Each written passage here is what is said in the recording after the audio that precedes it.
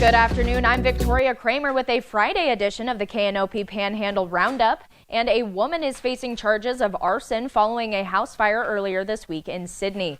News Channel Nebraska reports that Tessa Kraus was arrested on charges of second-degree arson, terroristic threats, possession of a destructive device, and obstructing a peace officer. Around 1 a.m. Sunday, first responders were dispatched to a structure fire on 6th Avenue in Sidney. And following an investigation by the Nebraska State Fire Marshal's Office and civilian tips, Kraus was arrested for arson.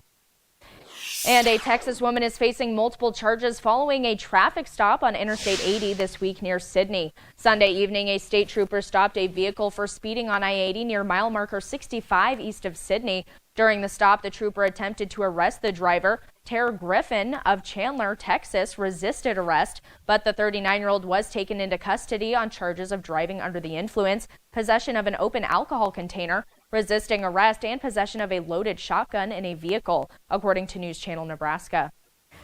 Also this week, Cheyenne County Commissioners approved a grant worth more than $4,000 for Sidney Gold Rush Days. The event is expected to include several new attractions for the 2024 festival. That marks the 20th anniversary of Sidney Gold Rush Days, which is scheduled for June 7th through June 9th. Cheyenne County Commissioners also awarded a grant to the Cheyenne County Fair Board at their meeting earlier this week as well. And here's meteorologist Andre Brooks standing by with a check of the Panhandle weather. Thank you so much, Victoria. And we are seeing those overcast conditions here across our viewing area, and our current temperatures are mainly in the 30s and the 40s at this time. And throughout the day today, we will see those temperatures increase into the 40s, and even a near 50 is quite possible too. So that's something to watch out for. But once we get into tonight, we will see those temperatures drop on down into the 20s. So it is going to be quite on the cool side, and we will see those precipitation chances increasing around here too. So that's something that we're going to be watching for. And for Saturday, temperatures will only climb up into the 30s and the 40s, and we will see those chances of precipitation here across our viewing area. And now with sports with our very own John Clanton. Welcome to the Sports Desk. Two Scottsbluff High School student athletes taking their talents to the college level.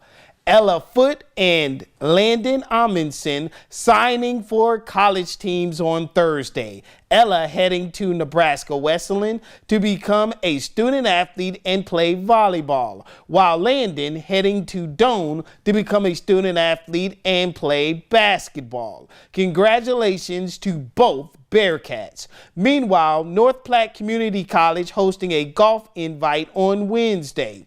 The Knights featuring a roster full of Western Nebraska natives. Alliance graduate Tatum Timbers would finish the invite with a score of 78, good enough for 9th place overall. Scottsbluff graduate Trayton York firing an 80, good enough for 11th.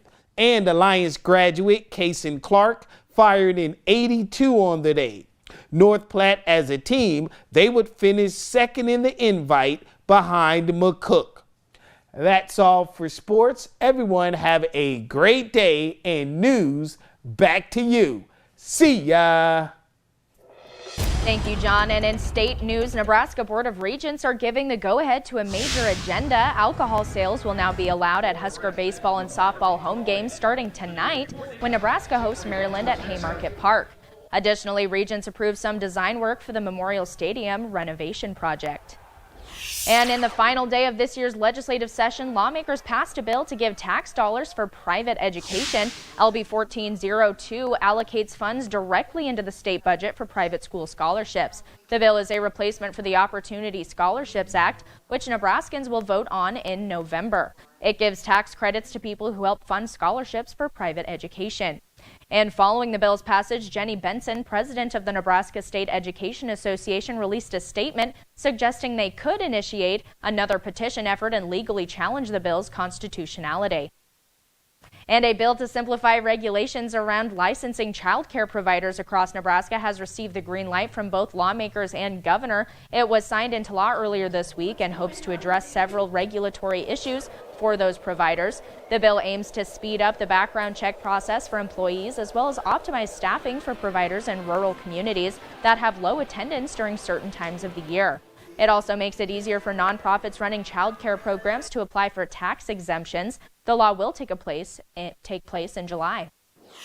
And Independent Dan Osborne has secured enough signatures to qualify for the general election ballot for one of Nebraska's U.S. Senate seats. According to the Secretary of State's office, nonpartisan candidates must gather at least 4,000 signatures from registered voters, including 750 from each of Nebraska's 3 congressional districts. Osborne spoke with voters in Hastings Thursday night, highlighting differences between himself and the incumbent, Deb Fisher. Her top 5 donors are Class 1 railroads. She gets the majority of her money from corporate PACs. She consistently votes against the Railroad Safety Act. There will be a Republican primary for this race with incumbent Deb Fisher taking on Aaron Kowalski. There are no Democrats running in the primary, so the winner of the Republican race would take on Osborne in November. And this week's stormy weather serves as a reminder to assess the safety of buildings and other infrastructure you own and that might be on your property. It's also the driving force behind a research study at the University of Nebraska aimed at understanding how steel grain bins hold up in thunderstorms and even earthquakes. The group is using various experiments and simulations to test supports. They say this is an opportunity to spark interest among rural Nebraskans pursuing careers in engineering. And that's all we have for now. Remember to join us weekdays for the Panhandle Roundup, covering the stories in the Panhandle that matter to you. Have a great weekend.